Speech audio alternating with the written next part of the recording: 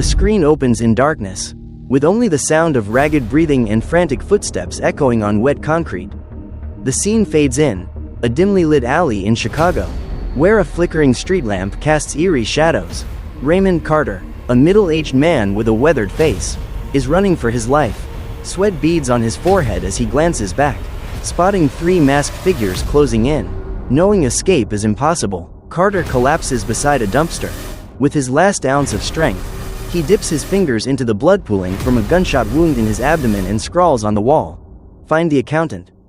A single shot rings out, the screen cuts to black, and Mark Isham's haunting score swells with deep, ominous notes, signaling a story steeped in danger. The scene shifts to a small accounting office in Illinois, where Christian Wolff, played by Ben Affleck, is at work. Christian, with neatly trimmed hair and piercing eyes, is a mathematical genius with high-functioning autism. Dressed in a crisp white shirt, he sits at a modest desk, but beneath this ordinary facade lies a secret world. He manages the books for international criminal organizations through an encrypted network. Christian lives by rigid routines: breakfast at 6 a.m. with toast and black coffee, high-intensity workouts, and, when stressed, retreating to a corner with flashing lights or blasting heavy metal through headphones to regulate his senses. These moments are captured in close-up shots, particularly his hands tapping rhythmically on the desk, a subtle sign of his internal control. Christian seems isolated, but he maintains contact with Justine, his childhood friend turned hacker. Via a secure phone, Justine's warm yet sharp voice is his only tether to the outside world.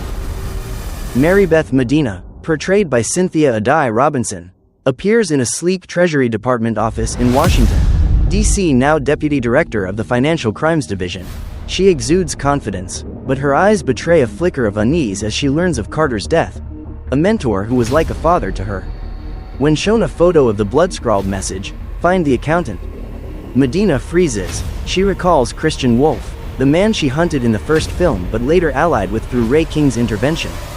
Determined to uncover the truth, Medina drives to Illinois. Arriving at Christian's office, the meeting is tense.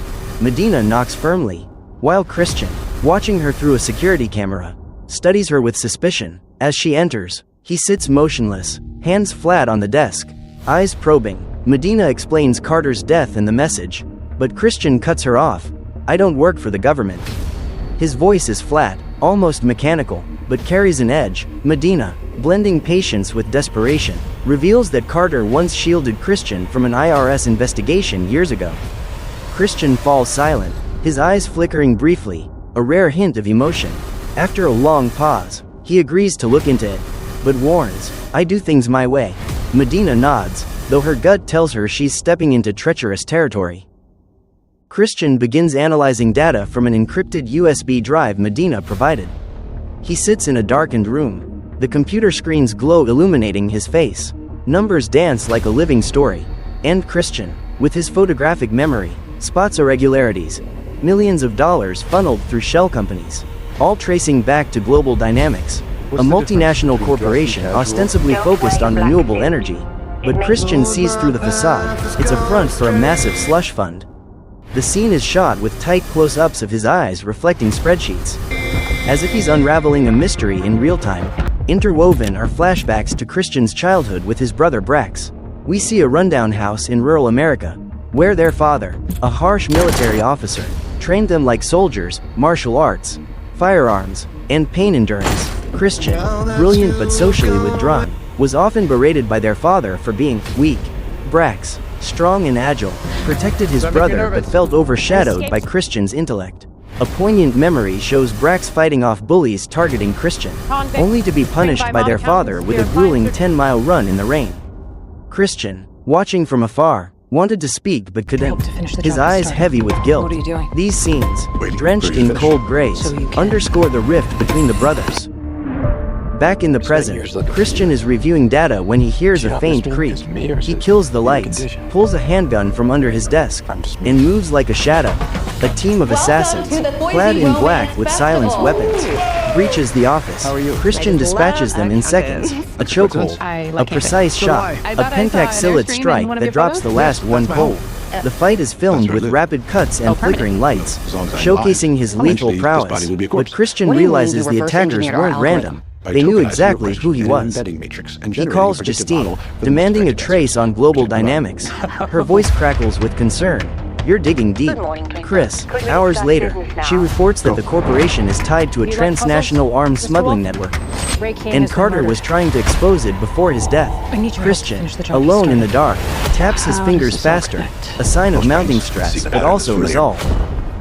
Sensing the stakes are too high to handle alone, Christian decides to find Brax, his estranged brother, now a notorious mercenary. He drives to Mexico City, pulling up to a seedy bar with a flickering neon sign. Brax, played by Jon Bernthal, sits in a corner nursing a tequila, his rugged face lit by a cynical smirk.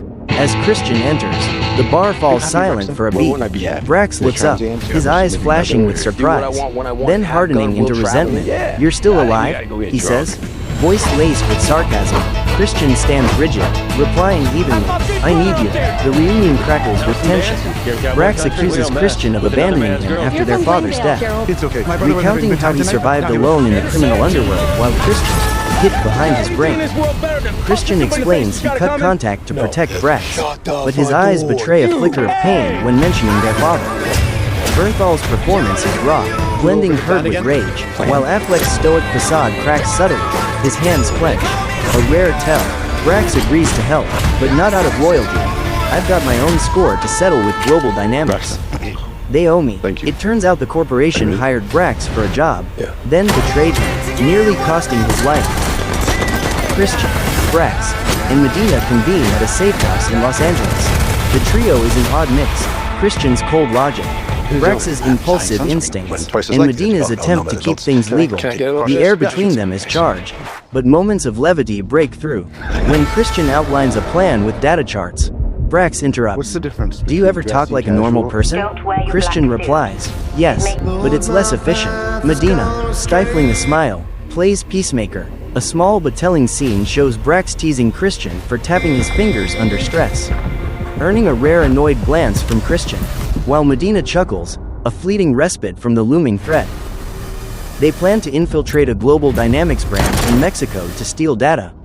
The sequence is a masterclass in action. Christian hacks the security system in 30 seconds, his fingers flying over a keyboard like a pianist. Brax, wielding a combat knife, takes out two guards silently, his eyes gleaming with adrenaline. Medina, stationed outside, monitors via comms, her voice taut but steady. They find a hard drive in a safe, but an alarm triggers. A squad of mercenaries descends, and the trio flees. The ensuing car chase through Mexico City's streets is heart-pounding. Christian, at the wheel, calculates angles to flip pursuing vehicles, while Brax fires from the passenger seat, yelling, "Do you ever shoot without counting bullets?" Their synergy is both seamless and comical, highlighting the chemistry between Affleck and Bernthal. They escape, but Medina sustains a graze on her arm, her eyes flashing with fear yet determination. I thought I saw an airstream. The hard drive reveals global dynamics is run by a shadowy figure called the Broker, a criminal broker behind Carter's murder. The data shows the corporation funds a terrorist group planning a major attack, and Carter died trying to stop it. Christian, alone in a temporary apartment, replays the "Find the accountant" message on his phone. His finger tapping accelerates, his eyes darken. He feels the weight of Carter's trust. Brax, watching from a doorway, shakes his head. "You're still the same, always carrying the world." Medina, though shaken, encourages Christian. "Carter believed in you. So do I." The moment, bathed in soft window light, cements their fragile alliance. How have you been? The trio investigates a warehouse in Los Angeles, suspected as a global dynamics hub. It's a trap. As they enter, the lights go out, and a hit squad ambushes them. Led by Elena, played by Daniela Pineda, a female assassin matching Christian's skill. A brutal fight erupts. Christian moves like a specter, using pentaxillate to fell foes, his eyes locked in focus. Brax, with a knife and pistol, fights like a tempest, grinning despite blood dripping from a shoulder wound. Medina, less adept in combat, fires from cover, her hands trembling but her gaze resolute. The scene is shot with frenetic pacing, flickering lights, and dynamic angles, evoking a life or death struggle. Christian captures Elena after a tense hand-to-hand duel, where she nearly stabs him with a dagger. Under a dim bulb, he interrogates her, voice icy. "Who sent you?" Elena, smirking defiantly, reveals the broker was their father's colleague, a military officer who trained the brothers, then betrayed the army to build a criminal empire. She says the broker sees Christian as the perfect weapon he couldn't control, and Elena was sent to kill him as a final test. Christian's jaw tightens at the mention of his father, his eyes blazing with rare fury. Betrayed by his past, Christian vows to confront the broker. They track him to an abandoned building on LA's outskirts, where he's finalizing a deal to sell nuclear weapons to terrorists. En route, Christian and Brax pause by a river under moonlight. Brax, voice low, admits he envied Christian's brilliance but was always proud of him. "You're the only one I trust," he says, eyes welling up. Christian, breaking his stoic shell, replies, "I never wanted to lose you." He confesses that after their father's death, he distanced himself to shield Brax from his dangerous world. The scene, lit by silver moonlight and scored with gentle strings, is the emotional pinnacle of their reconciliation. Medina, watching from a distance, smiles softly. She sees the humanity Christian buries. The final battle is a tour de force. Christian and Brax storm the building. Facing dozens of mercenaries, Christian disables the security grid via remote hack, sparking chaos, while Brax cuts through guards with a knife and gun. Gunfire echoes. Strobe lights paint the walls in jagged patterns. Medina, accompanying them, is taken hostage by a mercenary. Christian faces Elena again in a breathtaking duel. She strikes with blinding speed. But Christian, using spatial memory, anticipates every move. He pins her to the floor, saying, "You don't have to do this." Elena's eyes waver, defeated. She's spared.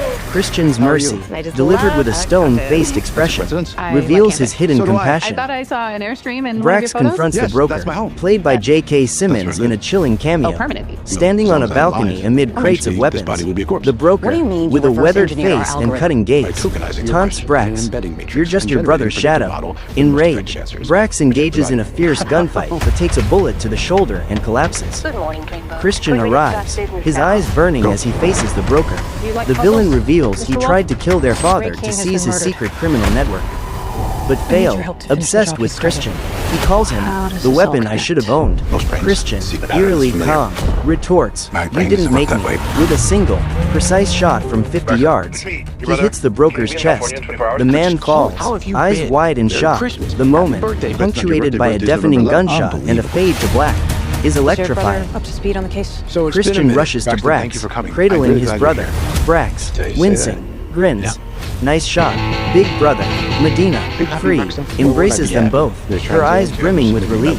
They destroy the weapons with a timed explosive, escaping as the building erupts in flames. The fire lights Christian's face, finally. He looks at peace, though his stoic mask remains. The wide shot, with a surging score, caps the climax with raw power. My brother wasn't having a good time tonight. The next day, at a hospital, Medina is promoted for thwarting the attack, adjusting her blazer in a mirror. She looks tired but proud, meeting Christian and Brax in the hallway. She thanks them but warns, "I won't cover for you forever."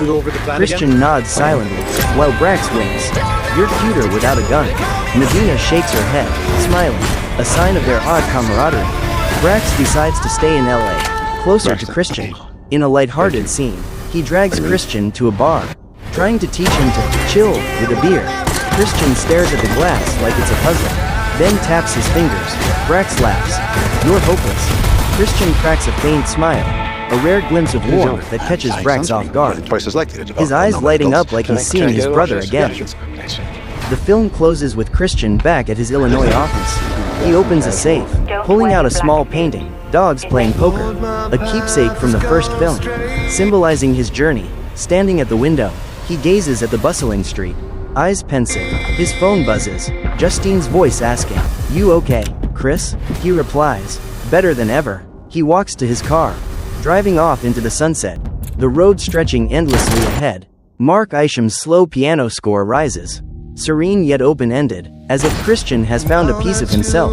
But his story is far from over. Do I make you nervous? You're an escaped.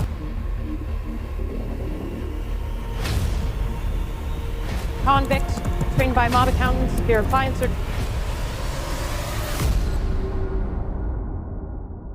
Your help to finish the job you started.